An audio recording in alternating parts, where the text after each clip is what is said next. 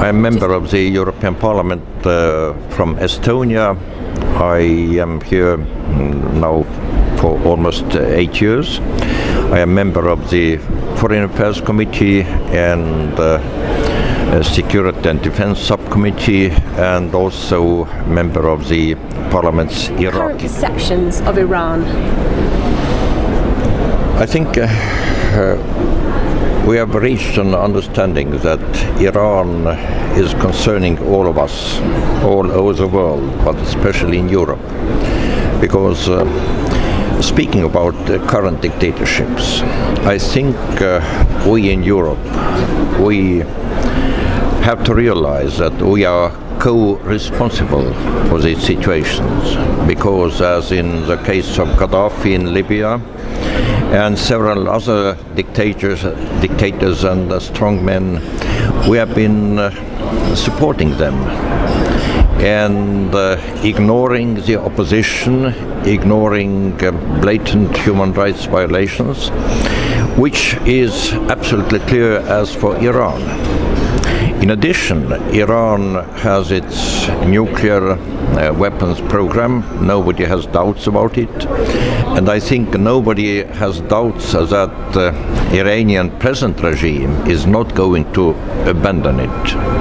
It's only trying to win time to complete it with unpredictable results for the world community. So I think that a peaceful change in Iran is in the order of the day. In 3 years' time, there will be 110 years from the first Iranian revolution in 1905, the first such revolution in Asia. And I think this is a good symbol that situation could be changed. Coming from the Soviet Union, I have been living under Soviet communist totalitarian regime for half a century. I can only say that any dictatorship is doomed to collapse. The question is of time, when and how.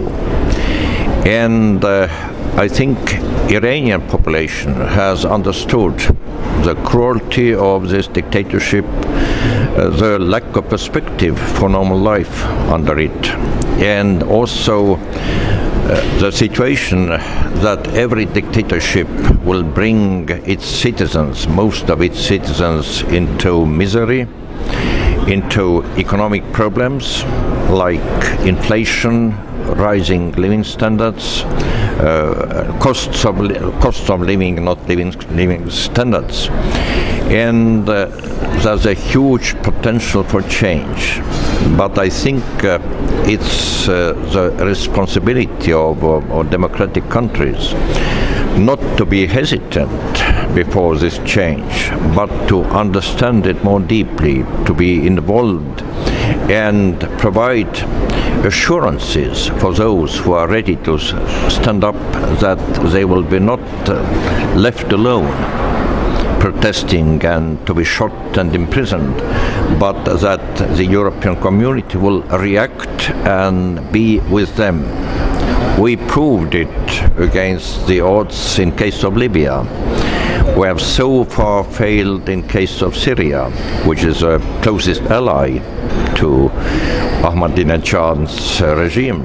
But the logic of historic events is showing clearly only in one direction. We can abstain or we can be part of it.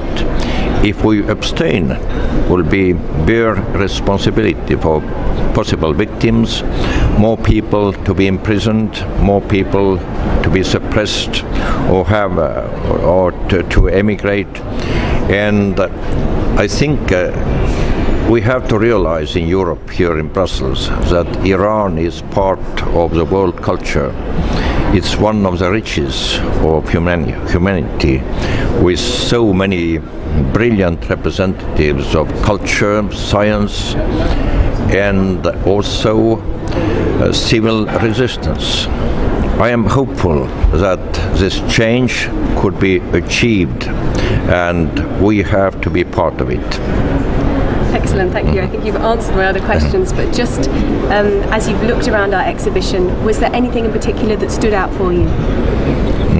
I think this tradition of Iran starting revolution already almost 110 years ago, but also the variety of Iranian culture and population. Under the present regime, there are huge so-called minorities who are not minorities at all, like Azeris and Kurds and many others, who have whose possibilities for retaining their national culture and language have been suppressed. And this is another problem and another potential, because these people can't be satisfied to continue to live under the present regime. Absolutely perfect. And finally, what do you think would be the best way to reach a democratic system, the society in Iran, to help that human rights be protected in the future? We can't rely on the present regime. It has become very clear. We can't believe their promises, even if they would like to make any promises at all. So I think the best guarantees for Iran's future will be a formally secular state, which would guarantee the rights of everyone, who will be non-violent, who will not apply violence to their counterparts and other people.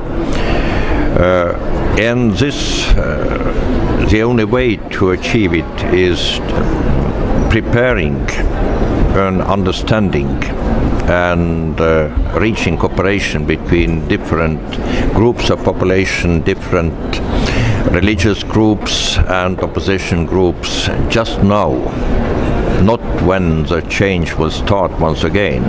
We had a very hopeful sign of the change some years ago after the last presidential elections, but so we know that millions of people are not satisfied, but they are expecting now clear indications of support by Europe and by America. Will we be on their side if the new protests will start, or will we abstain, wash our hands and say yes, let them do, but we'll still believe in Iranian government until it is there? Thank you so much. That was brilliant. Thank you very much.